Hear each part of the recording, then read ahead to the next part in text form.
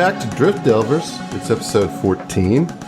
Glad to see you all here this evening. Man, oh man, that was a tough fight. The last two episodes. First tough fight of this show. Yeah. You know? Yep. A little bit. We got Boy, rocked, are my man. arms tired. It was a little bit tougher for some characters, some players than others. You know. All right, you don't have to rub it in their faces, Dustin. No, not Gil though. For whatever reason, now I mean, y'all maybe, but Gil was fine. Yeah, he's fine. He's Gil an just expert. does what Gil does. Fucking superhero from the start. That's right. Yeah, no, it was good. I mean, you know, I will say that you guys managed through pretty well for having just shit dice rolls. You know, that can really take the wind out of your sails. And I think that you guys held it together, and it turned out to be a pretty epic situation for you guys. And we really got to see what these scientists are made of when it comes to combat. But before we get back in the game, you know, we do this little thing called banter, and we're supposed to do that. That's the first thing we do. You're already ruining it. Yeah, I'm doing my best. I just wanted to talk a little bit about a really fun weekend I had with one of our listeners, my very own nephew, Owen. It was like such a wonderful weekend with him. Owen Casey Stevens? Yes, my He's your nephew? Owen Casey. Wow, dude. Didn't tell us this whole operation was a fucking Nepo situation. There's some weird like age disparities here. You don't have to worry about it, Starfinder. But yeah, no, it was cool. Owen got to sit in on some recording sessions, you know, so that was cool for him. I guess what I'm saying is it was cool to create a kind of core memory situation for my nephew, who reminds me so much of myself when I was his age. He got to go to the Ren Fair, which was just like incredible, you know, experience. Your favorite uncle started levels. off. Yeah, like I definitely have achieved a new level, man. It's funny because I'm going through the same thing with my nephew, but with Monster Hunter and NASCAR. Like, Nice. I mean, whatever the things are that you can like impart on, you know, the people that come up, you know, the next generation, it's really cool. And like, it was fun because he started with kind of a basic costume, and by the end of Ren Fair, he like has put together this really great costume. He got a couple necklaces. He got this really cool headpiece that were like these antlers made out of twigs and flowers and stuff. He was Nice. a demon lord lich druid by the end of it. Yeah, pretty much. Yeah, pretty much. Yeah. Hardcore. It's like, up, it's man? like, what class do I want to play? All of them. Yeah. Yes. So it was a good time. It was a Hell really yeah. good time. Dude, does Jacques the Whipper show up to New Orleans Ren Fair? Like, do they get him? Yeah. I don't. Yeah. He was there. We actually watched him. Yeah. Oh, that's cool, man. Yeah. Yeah, I see He's his he's YouTube he's a funny shorts all guy. the Yeah, time. yeah. He shows up in my feed all the fucking time, man. He shows up on your feed. Yeah. Yeah. Like, I They've didn't know figured about out him. we're TTRPG people, so he just... Yeah, exactly, dude. They You just will know like to this. feed us that Yeah. shit, man. Right. Yeah.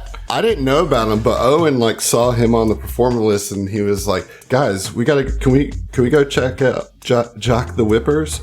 And we were like, "Sure, whatever you want." He's like, "Trust me, he's funny. He's funny." He is he knew about him, and I was like, I didn't Yeah. even. So he showed me something, you know. Owen, you showed me something, man. I mean, the dude, like I said, man, he's all over YouTube. You know, he's probably on TikTok. Well, and he's all shit. I over don't the have country going to all these damn Ren fairs, it. too. Yeah, I mean Right, that's his gig, right? Like, Right. You know, so it's a lot of fun, dude. I wonder if he's where married. I did got he him do started. anything fun? Go ahead. Sorry, Go ahead, I was gonna Zach. ask if Jacques played anything that you remember. Did he play anything? Yeah, like a lot of times he sings a He song whips while to whipping music, the yeah. Oh, no, I didn't. I mean, not at least in the show that we saw. We only saw like part of it, but Oh, okay. I mean, he did whip a balloon between a dude's legs. Nice.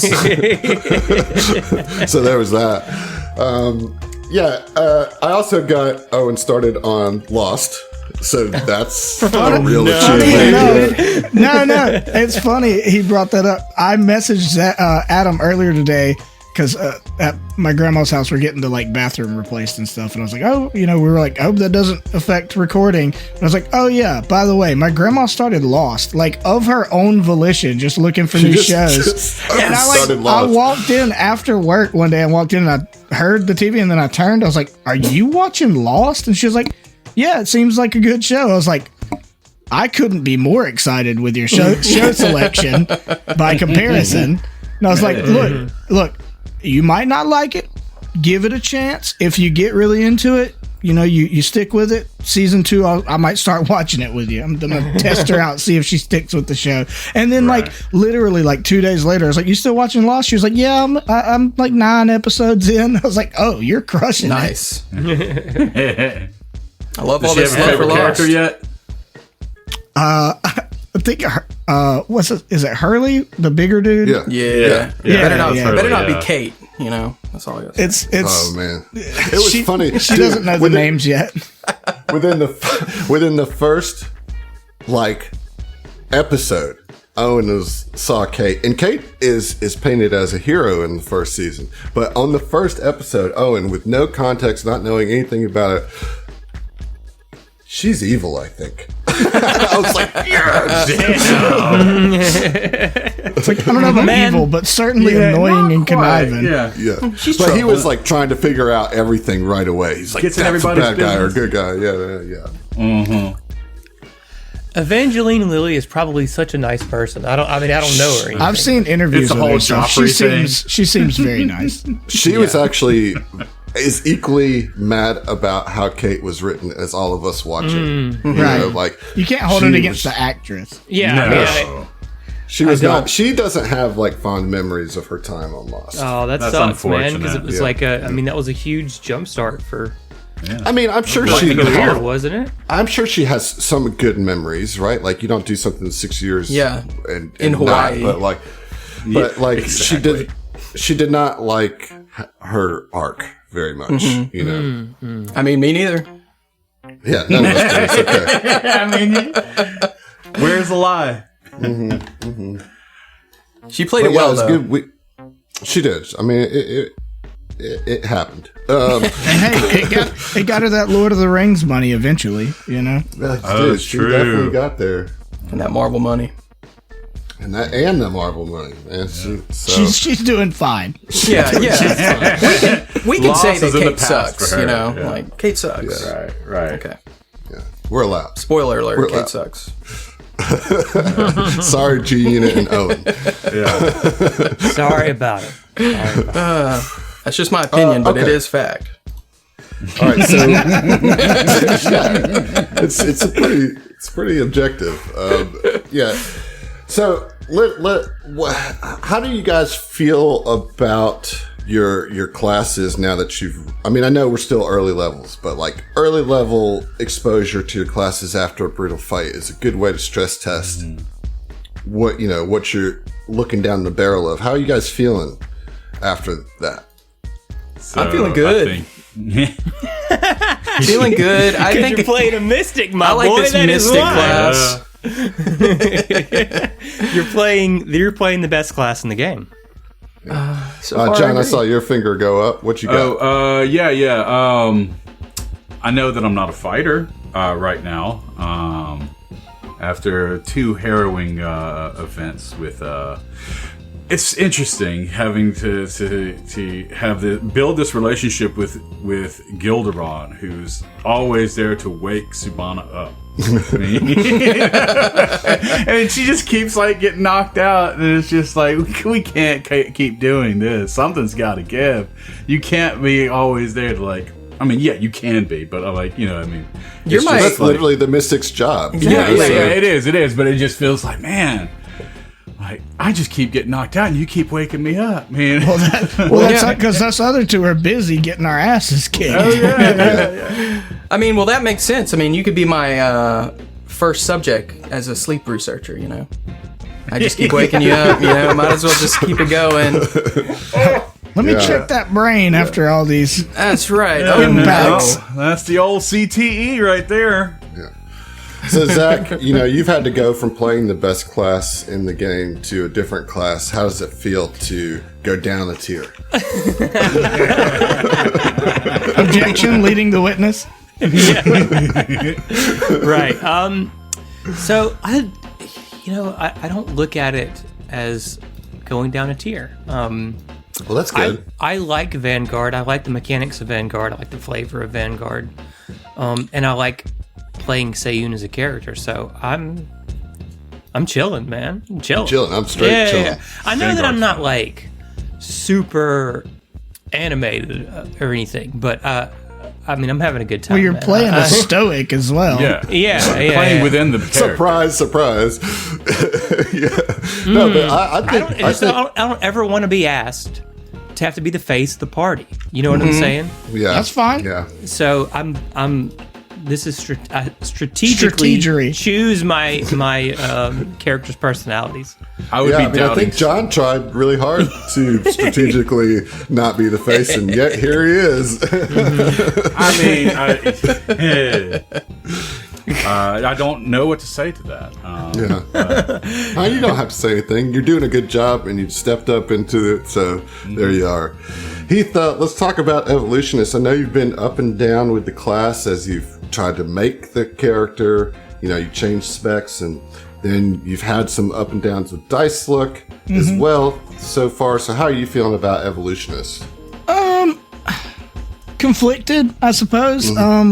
I like the class concept, and it's up there at the top of the list of classes that are just a flavor factory, which is really nice. I have my gripes with the systems of the class, specifically the mutation points track. I think is not good enough. Like it's just movement speed for the most part. Like and they like skimp on little things. Like it's like, hey, you can get a bump to your EAC, and it's like, would that also including my KAC be like game breaking for this class that's already not a top tier class?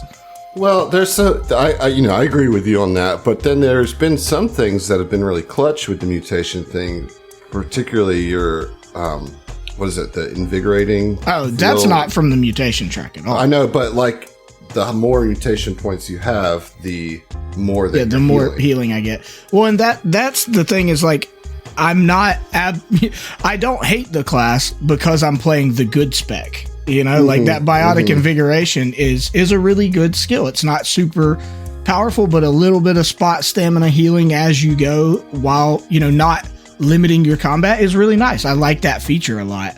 It's just the actual mutation track. But like classes, it's hard to talk about in a general sense if a class has specs. And like what I really struggled with before or when I was making this class was trying to use some of the other specs where I do think, much like the Oracle and Pathfinder before its remaster or whatever, it's a class that's based on you get benefits at the cost of drawbacks, right? Like you have to take the bad to get the good.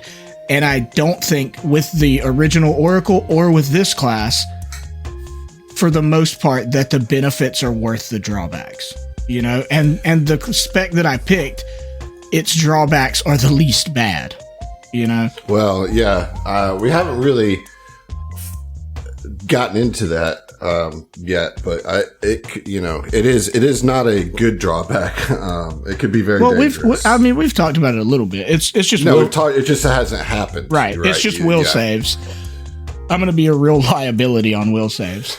Yeah, like once we get up to that mid-level and there's like confusion or control spells being thrown at you, that could be problematic for sure. It's like playing another character from one of our other shows all over again, where I'm like scared to death of getting mind controlled. John, you talked a little bit about Subhana, but what do you think about Precog as a class? Precog as a class, I love it. I love the what it can shape up into as we get into a higher level situation. But just what you start off with, I kind of like what the variance in different kind of spells that are available at an early level, like at 1 and 2 and stuff like that. So yeah, I'm looking forward to it. Well, why don't we get you guys closer to that much wanted 3rd level? I mean, I feel like it's still going to be a hot minute. Yeah. And I doubt we're going to hit 3 this episode. Why are you teasing that right now? Listen, we'll definitely not hit it this episode, but we will, and I promise you this: get closer to it. Get closer to it. One level per jump.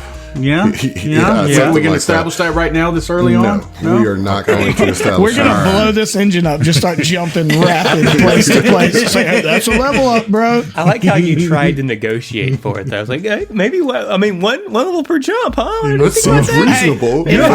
If I've proved anything in these 5 years, is that you GMs, both Zach and Adam, you can be negotiated with. It can happen. It's always worth trying, because you never know what you'll get out of it, Right.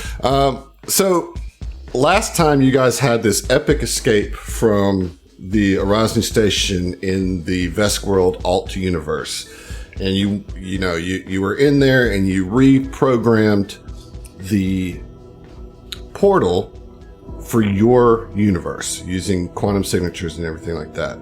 And, by the skin of your teeth, got through the portal and left Veskworld and the Rosny Station behind. And the portal closed behind you.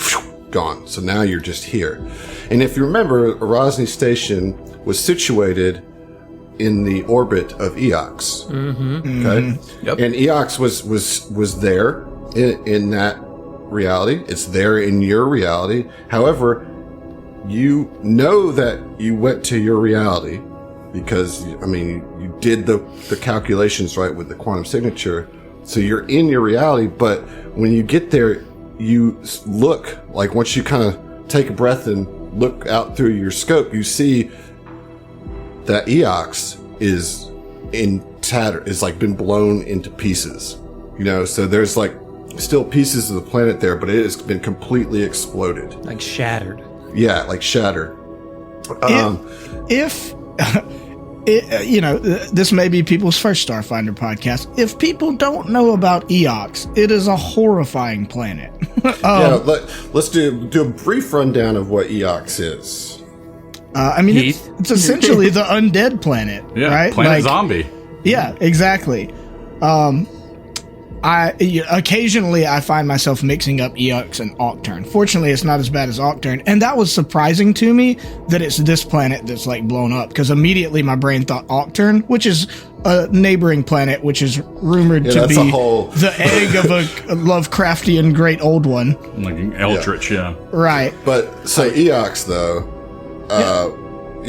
they're a pretty significant planet in the Pact Worlds.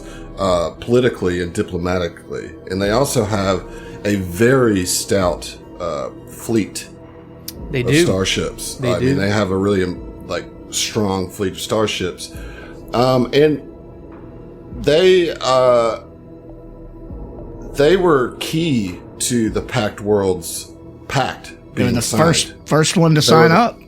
Yeah, they were the first one to sign up. And a lot of people had trepidation about a planet full of undead inhabitants, but they kind of sealed their position in the Pact World by being the first to sign it. We're here for this, we're going to do it. And so while there's still a lot of intrigue and uncertainty about Eox, and it's not really a safe place for most people, and most living beings, it's very toxic. Yeah, and there's just general mistrust, Yeah. How they were nonetheless an important ally in the Pact Worlds, and they had a lot to do with helping in the assault on Absalom Station when the Civ came. So they have their role in there, and so when you come back to your universe and you see the planet exploded, this has to have a huge impact on you as scientists and as members of the Pact Worlds, So we're going to drop you in right there, just as you kind of bring the Primarana to a halt and kind of catch your breath after this escape. So you guys are all on the bridge Yeah. Okay. with Walter. Of course. This can't be our universe. No. I gotta get on the terminal, so I gotta figure this out. This can't be our universe. Yeah, do that, Gildy. We need to make sure that somebody didn't plug in or move a decimal to the wrong spot, just to be absolutely certain. This is quite weird, quite odd. Are you saying that I fat fingered this? I'm not. Look, Gildy. Everybody can make mistakes, and evidently somebody made a mistake here. Well, I mean, I've made mistakes before, but I hope I didn't make a mistake. I don't think our best course of action is to point the fat finger, so to speak. But we do need to figure out what's going on here. I mean, if I'm not mistaken, that's our Pact World's planet Eox blown to smithereens there. That's right. And, you know, look, I don't want to. This is bugging me now, but this is now the second instance where Eox was the fulcrum behind whatever events that took place. In this last jump, they didn't sign the Pact World they weren't a Pact World signatory. They were not allowed. And this jump now, Eox is blown to bits. That don't make any sense. Yeah, we need more information, obviously, but I hadn't considered that, but it's not the largest sample size, but it is weird that it's happened twice. right? Well, one thing that I just want, you're not wrong to have these thoughts, but just one thing to keep in mind is that you just happen to be in the coordinates of Eox when you went through the portal. So you just the portal doesn't send you to a different place. It sends you to a different plane, or not plane, but universe, right? Mm-hmm. Yeah. And so you don't know if this is specific to Eox or all the planets, is what I'm saying. Like the only reason that you have a picture of Eox is because that's the gateway was at the orbit of Eox. And so, you know what I'm saying? Does that make sense? Absolutely. Okay. I feel like at this point, as much as Subana would want to figure out what the fate of her family is, the bigger picture here is the fate of the other planets, fate of the Pact Worlds, what's going on in that situation. So obviously looking for some sort of frequencies that would imagine would be in the Pact World saying, hey, we're okay, everything's fine here. Yeah, can we do like a long-range scan or something? Right. Absolutely. You 100% can do some. Yes, Zach. So Zayun's been sitting there kind of just staring out the bridge at the shattered remains of Eox, and he's been sitting there scratching his chin. And finally he says, "We are most certainly here in our Pact Worlds, correct, Gil?" One moment. Gil, why don't you do a quick computer check? Beep, boop, bop, beep, beep, beep, boop, boop. You have a very musical computer. I actually installed this module. It's very calming to have the feet. Figured he would. That tracks Gnome, I had to convince Phil, but he was down. All right, computers. Here we go. Are you freaking kidding me? You mean a custom keyboard? I'm in there. He's got fancy beeps and boops. 25 on my computer's check. Okay, so you run, and the quantum signatures match. You are certainly in your universe. Okay. No, this is our universe. We're here. We're home. Maybe as you're doing that, you push out those long-range sensors as well. Okay. And you do detect that the planets that you expect to find are there, but notably, the Starstone, just nothing. No sign, no trace, nothing of the star system. And Shit. no other drift beacon is pinging. Nothing can be found with drift beacons. And of course, I relay all this. Okay. So, Seiyun thinks for a second and then says, well, perhaps the issue is not where we are, but when. Classic line. Very good question. Maybe the jump flung us into some distant future.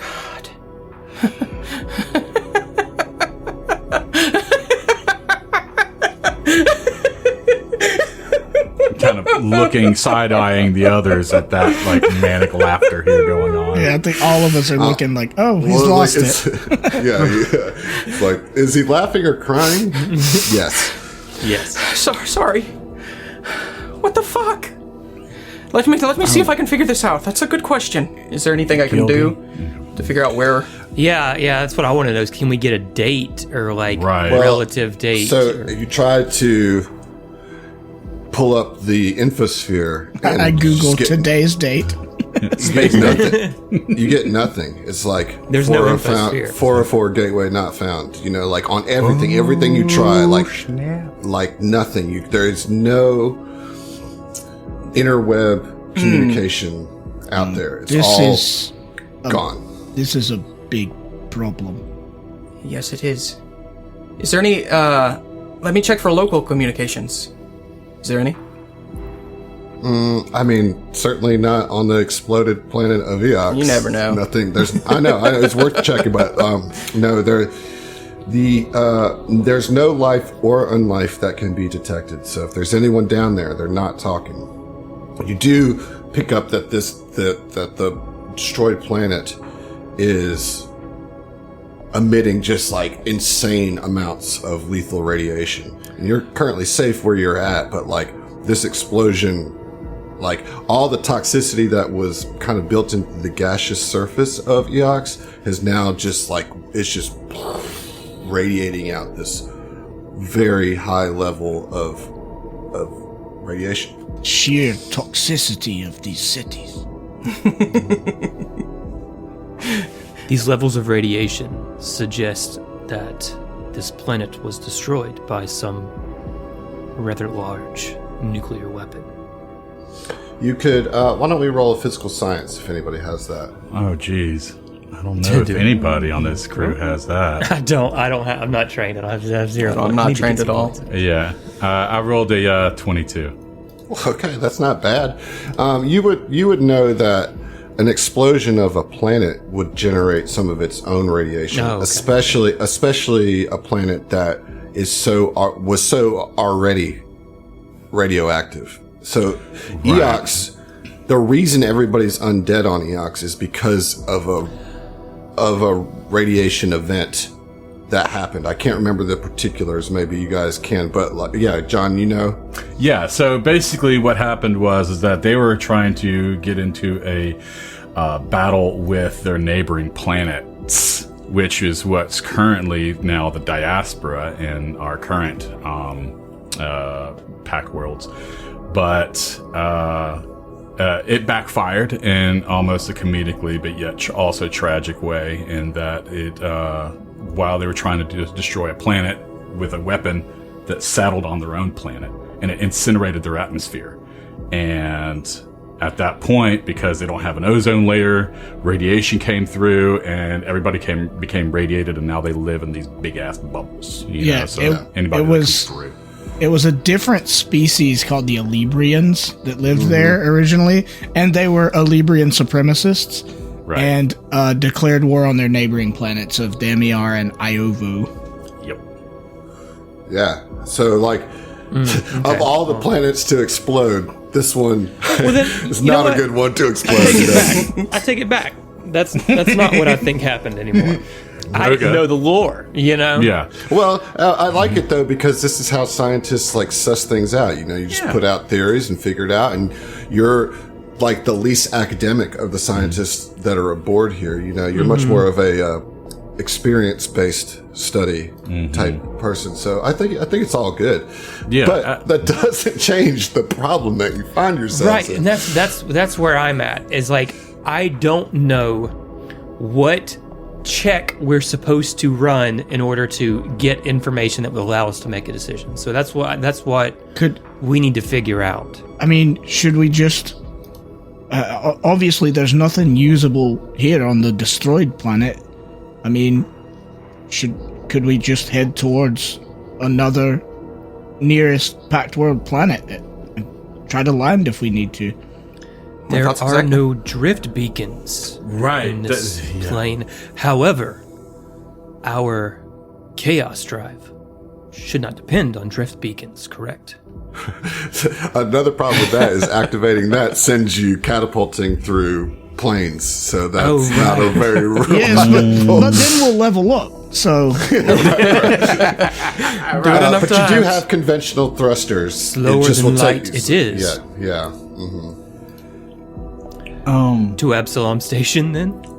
Before that, I just want to see if I can see if we can glean any further information. Now, question is there any way that we can glean that this is still like a traveled area? In other words, like, while this is news to us, doesn't necessarily indicate that this is something that is, I mean, yes, it's recent, but, how recent? In other words, have people managed to figure out how to navigate back and forth in any other ways? And I'm going to borrow from Star Trek here, but, like, is there any way to, like, isolate the baseline radiation from the planets to somehow, like, find any trails from other ships? You know what I'm saying? That's I think outside the scope of this adventure. Yeah, right. I'm just trying to think what check. I think it's physical. That would be a physical science, maybe. Absolutely, that would be. Yeah. All right. 26. Oh man, yeah. Wow. Okay. Well, I had set the DC in my head at 25 because I figured that might be difficult for you to hit. But you did hit. You do get the sense that this has been untraveled. I mean, for a long enough time that, how long do those traces long enough there's no last? signatures to pick up on. Right. you don't have you can't determine how long it's been empty, but you are not picking up any traces of other ships. And so like, aside from the drift beacons, that's a humongous problem, but also just not being able to access the infosphere and stuff. Like, we couldn't even get, like, coordinates, like, because planets are in orbit. You can't just, we're going to go that away and run into Triaxis. It might be on the other side of the sun, No clue. Right. Like, we don't have any way to even pinpoint planets. I feel like What Phil about would have our hooked us up navigation with an systems? awesome database and navigational system. So, Hopefully. yeah. Go ahead, John. I was going to say, well, what about the navigational system? If the internet is offline, I mean, sure, obviously, there's. I'm assuming the navigational database is on premise. It's on the ship. It's not somewhere else, right? I mean, like, in other words, we should be able to navigate to another planet if. So you can navigate to where you think that the planet would be if it had only been. How long has it been? 3 days since the crash. Right. So you do have, like, the orbit charts, and so you could have an idea of where it should be. Well, we could also 3 days from then, we know where we are coordinate wise, correct? We ported here.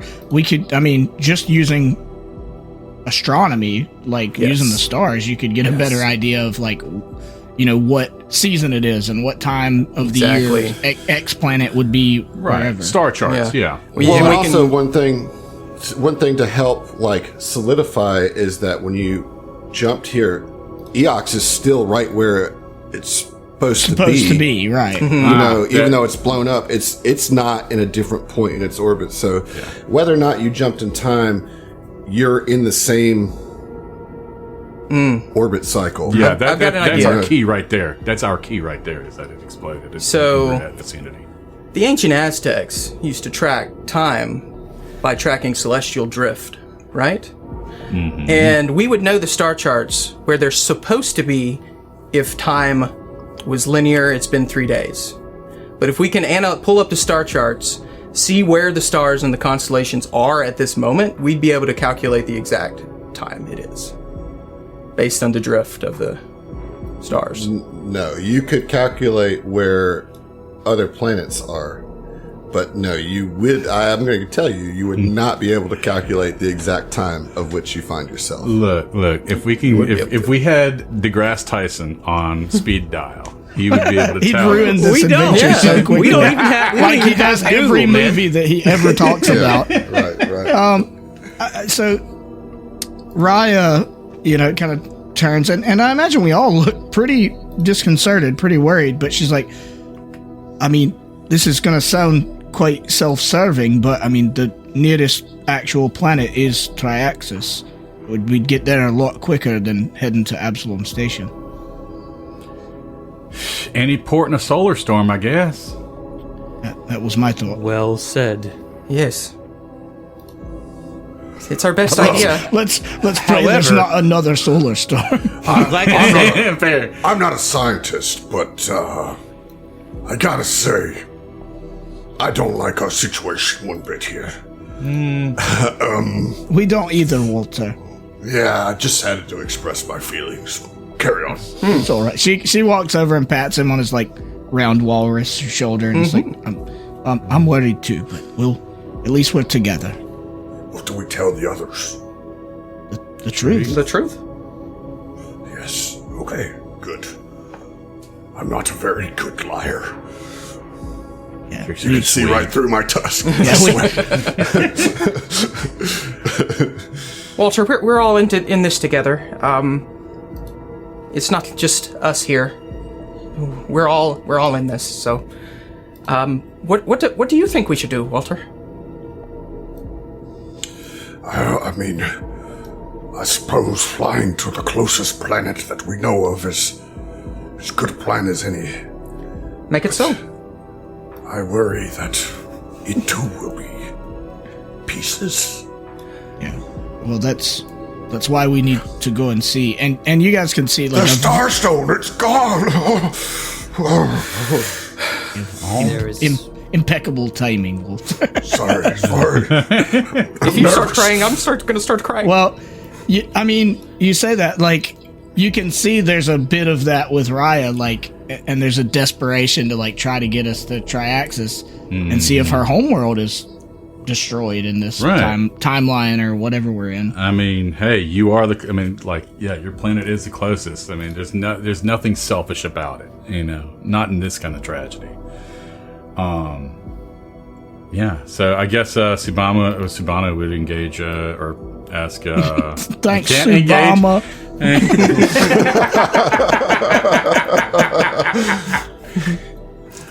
So Subana asks Walter, and I said, okay, well, I mean, I guess we're all in accord here, so just put in the coordinates and engage. Oh, all right. Let's hope that it's still there. Do you really think that we've jumped in time? Do you have a better explanation? Well, I'm not doubting you. I'm just...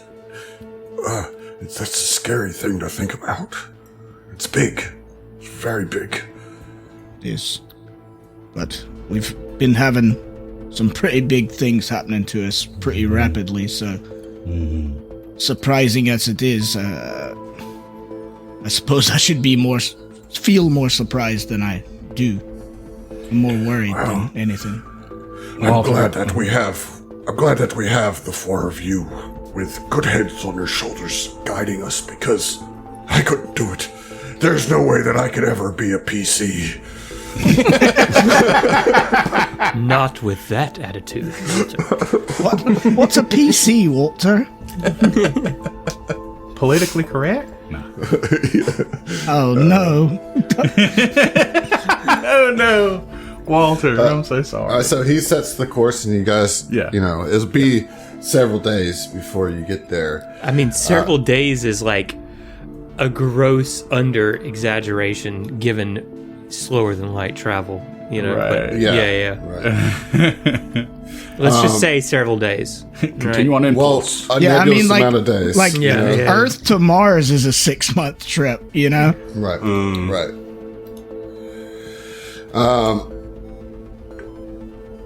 But what happens? We get to try But- access eventually, and Well, no, I mean, like, yeah, no. You got some time to kill. No, yeah, exactly. We need to carry it home, is what he's saying. Right. Yeah, I mean, my first concern, I'm glad we got Walter's input, but we didn't really talk to the rest of the crew. And I feel like this is important information for them to know and also for us to help them process and deal with. So if we're either we need to kind of have a meeting with everybody or kind of each go and kind of inform people one at a time, so to speak. And if we do it that way, like Ryle will go and talk with Jamila, and we've kind of let Subama be the face, so it's kind of Raya I think would turn to Subama as like, well, how do we need to go about this? Do you want to gather everyone, or do we go and kind of break it to them easy? Way I raised my kids, I just ripped the Band-Aid off. I think with these adults, I think it's going to be about the same. I think we just need to all let them know. And I think coming in there as a group to explain, I think will really help out in that endeavor. Walter's like, Guys, yes. Yeah? so I think they already know I accidentally had the comms to the ship wide open. Oh. So that's why I hear crying and screaming in the distance. Wailing and gnashing of teeth. All right, well, I guess the Band-Aid's ripped off now. Yeah, sorry about that, but hey, at least it's done. But do you want me to tell them to gather, or what? I mean, Well, I'm sure they got questions. Yeah, we still probably should. Yes. Right. We could have a little powwow. We have nothing to tell them. Maybe We they have some don't, but ideas. some people, you know what? Guilty? They might. Walter like cuts off the comms. He's like, for me, and I think for a lot of others, sometimes in the face of a difficult situation, food can be a great salve. Perhaps just a dinner as a crew can at least bring some serenity to this situation. That's a fine suggestion right there. Maybe I could be a PC after all. I love that it's the walrus who's like, yeah, let's eat about it. No, Break but out the brontosaurus ribs. that is a good idea. Maybe a nice meal, and we can discuss. I mean, we're not politicians, and this is not the populace we're trying to placate, right? These are our friends and our co-workers, so let's try to put everyone at ease and just tell them the situation. I mean, do we have answers? No, but we're in this with them together. yeah. That's right. Yeah, so you guys may be putting together a dinner that night, right? We don't necessarily have to roleplay all that out, but are there is there anything in particular you want to say? Are there questions that I may not be thinking about that you think they might be asking? What I'm saying is we can just kind of push the fast forward button on this if you want. I mean, that makes no difference to me. I don't. I can only make assumptions at this point, and as far as whether they know something or not. Yeah. But we would be asking them questions, really, and what we would be pretty much delivering is a calm voice in this. Yeah, well, like during this we're event. working on it. But if anybody has any suggestions or any ideas or anything we're overlooking, like, crowdsource from the people we have available. We really need to build that suggestion box, by the way. Well, okay, so I will say that your handler, right? Your media handler. What's her name? Angela, right? Yeah. As you guys are talking about it at dinner, she kind of looks up and she says, "So you said all the drift beacons were gone. Does that include that anomaly drift beacon that was outside of Absalom Station? The one that we were supposed to go to?" Honestly, Angela, we couldn't begin to tell you on that because you may have already found out, and I'm sure others here, but the infosphere doesn't seem to be responding. So, Well, of course, yes, but I guess is that so you put a scan out for the regular drift beacons, but as I'm sure you all know as scientists on this expedition, that the anomaly drift beacon had its own signal. Did you happen to run a scan for that particular signal? oh, are you a scientist now, Angela? No. Don't do that. I'm kidding. I feel like Angela, huh? Okay. I feel you like wanna we take the reins? absolutely would have. But if you're telling us that we didn't, then I'm not saying. So if we'll say that you did, right? This is just something that she would be concerned about, right? She would be thinking about as the handler. That was the original mission, and if you did do that scan, it too was gone. Yeah, we got no signals from any drift beacons, which is the really disconcerting part. Well, I suppose something got through the force field then. And she just kind of goes quiet and starts eating again, slowly, kind of picking at her food.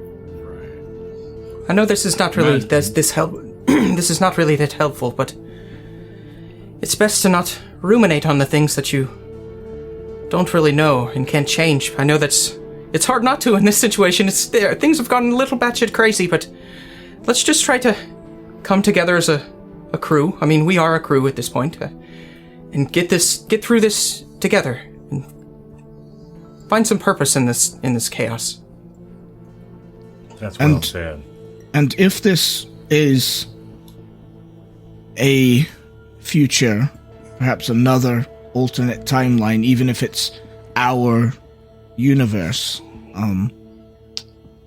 I know that's a tough pill to swallow, but just like the last time, we've got to try and find a way to get back, not to our where, but to our when.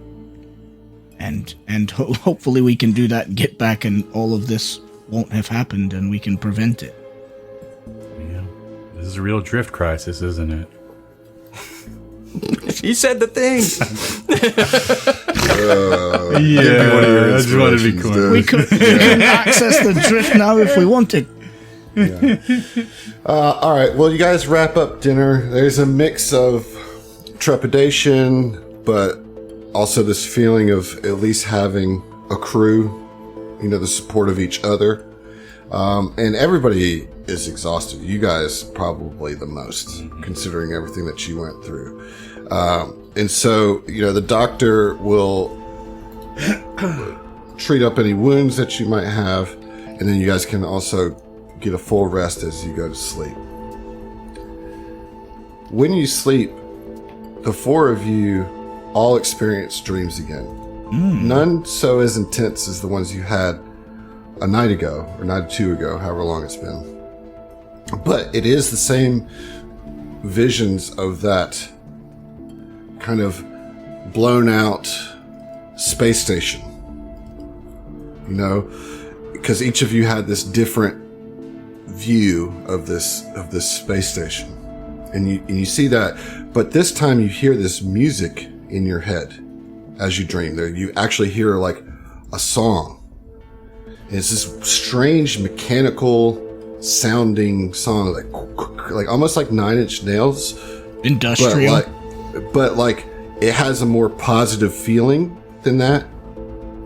But it's still associated with this run down, broken out station. It's disturbing, and it leaves you a little unsettled.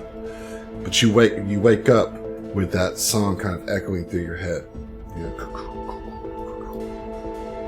and then it kind of fades. It sounded like you were doing Phil Collins there. Yeah, like it is. I can feel it. Flying in the drift tonight. Yeah, right. And so, you know, the next morning, you guys are fully rested, having breakfast, you know, and you all had this dream. Mm-hmm. And I'll say that Lenny walks in, says, "Listen, y'all, you guys, did you, I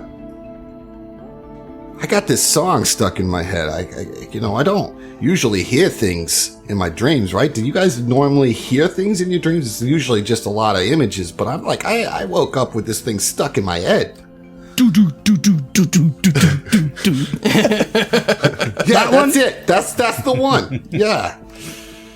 Yeah. Did all of you? I did. I'm sure if it was me and Lenny, it wasn't just the two of us. I sure did. I have detailed notes right here. I write. Oh, I got a little dream journal. You know.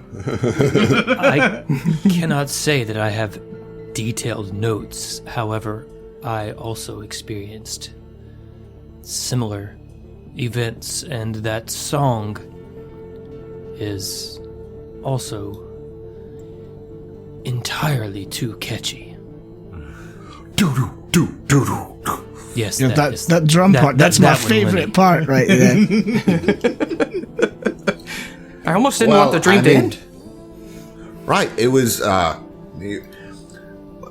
don't know. It was strange, but anyway. Who's hungry for breakfast? I'll make the eggs today. And he pulls out a bag of powdered eggs. You ready? I just love shared dream between about 10 of us. All right, breakfast time. Right. The whole thing. Look. The whole thing is weird, right? I mean, we could be in the future. We could be in the past. We could be in a different world. I'm just trying to take things in stride at this point. I'm glad that my dream was at least catchy and not nightmarish. I appreciate your positivity. How's your gland working out for you? How's your gland? Pretty fucking good. I wish I could have seen it in action. Yeah, I wish I could have seen it. Walter kind of told me that a little bit about it last night because, we kind of tied one on a little bit. That's fair. Yeah, it's a rough day. But he said that he could kind of see you just blowing fire. I caught 3 of them in one blast to start with. Wow. Well, you're welcome. You did great work, Lenny. About that time, over the intercom, Walter, guys, you might want to come see this. What is it now? Okay, we go see it. Yeah. I'm taking my ex with me. You go up to the bridge, and again, the whole nose of the ship is see-through, so you can really see out, and you see far, far in the distance some large shape. And Walter says, I picked this song, but the sound started coming through our radar or sonar, and he flips it on, and it's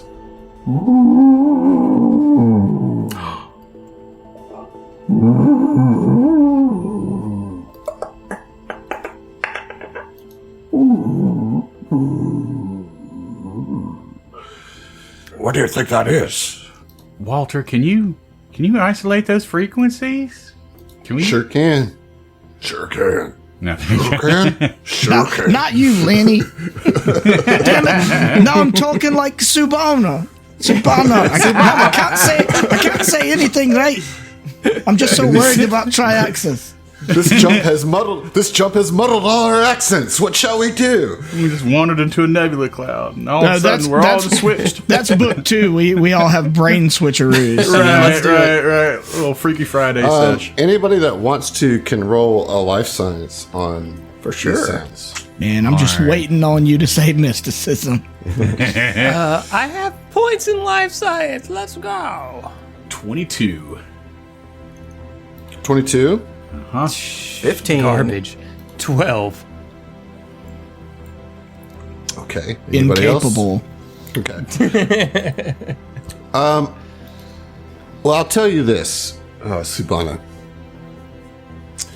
You don't recognize it as space whale sounds, even though that was your first thought when you heard it.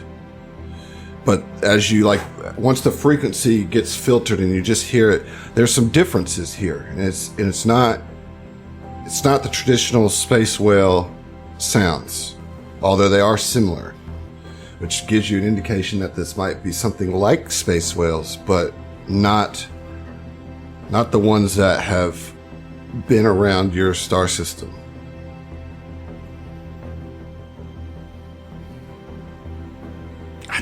I don't know what to make of this. I don't either, man. Is it like a fire whale?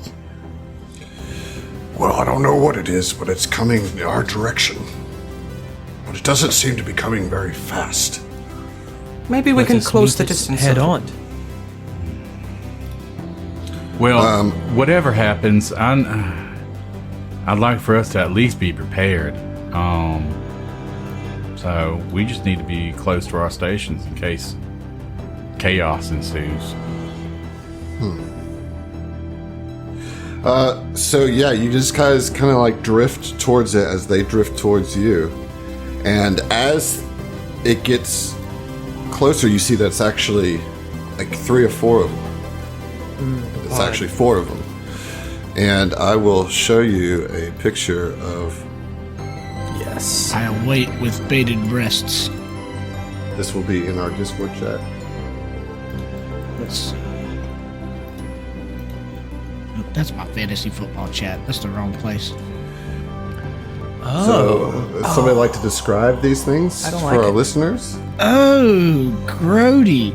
That looks It's- fucking dope. It's sick. It reminds me once again of There's Always a Bigger Fish. It's like if H.R. Geiger designed a whale. Yeah. It is kind of fiery too. There's it looks like there's a furnace inside of it, but it's less whale and more like Looks like machine. like organic metal. well, not just that. I just mean in terms of the fish shape of it. It's more, it looks more fish than whale. yeah. Like at least it's like mouth area. It looks more like a catfish or something. It's got a big mouth like you said, a catfish or an anglerfish even. Right, it's right. where its head seems larger than the rest Yeah. of its body. I guess. If you're Yeah. familiar with Magic the Gathering, it looks like a coelacanth got infected with the Phyrexian oil Gosh, and turned into a gosh, Phyrexian. yeah. If you know Yeah. that. It doesn't look like it's dripping so much with malice. That's the difference, though. If you're familiar with a different, I mean, I don't know, dude. It looks like it could plausibly It looks be like it from could hell. be dripping you know? with malice. I will say, as it approaches and gets closer, there doesn't seem to be any intent from these things to charge the ship, attack it. They just seem to be kind of lazily swimming towards you, almost in a curious manner. Could we learn anything more? Life science isn't my area of expertise, but is there anything more we could learn by scanning it? Or Well, yeah, if you run a scan, you realize that the sounds that they are making are actually like microwave Wow. wave. It's, and So so, is this a ship? no, this is a creature. It's a creature. Okay. Yes. The size of a small it's a starship. ship-sized Yeah. creature, which there are Right, right. stats for. You know, Sure. Yeah. The skin looks like a mix of warm colors, right? It's got that yellow and orange and pink. it makes them stand out. They're almost kind of glowing in some of these things, but as it gets closer, none of it is mechanical. Okay, and there's almost an elegance to the way that they move, and this pod kind of ends up sidling up to your ship, and they just kind of like, you know how cats kind of rub against your legs? They're kind of doing that, and the first time it hits, it's like nerve-wracking because the whole ship is like vibrates, but there doesn't seem to be any anger or violence associated with it. They're just kind of poking your ship. Is it weird to say it's kind of cute? Nervous. It makes me nervous, honestly. Is there any way for us to communicate with them? I mean, if we had the infosphere, we could like right. Yeah. We can figure it out. We could pull up fucking Google Translate, man. Well, look, we won't know unless we try. Do you speak Wellnese? We could ask them. Now that it's closer, understand common. Nah. Walter probably shares a language with it. Sorry, I do not. I wish I could help here, but perhaps the doctor might know something about this. And shall we call them up? Yeah, if you think they have any more to go on than we do. Yeah, page the doctor. Dr. Tahir, could you come join us on the bridge? And a few minutes later, the Solarian doctor steps onto the bridge and says, "Yes, what is it that I can do for you?" Doctor? I've changed this doctor's voice every time I've done the doctor, but it's okay. This doctor's also a thespian. Yeah. What is that out there? We were hoping you could tell us. Oh, yes, I just... Were you French last time? I was a bit... I was French, yes, but not a very good French. No. Well, not much has changed in that regard. That is true. I'm one of the crazy drift jumps. Yes, as we have established, this jump has muddled our accents, so you should not worry too much about this.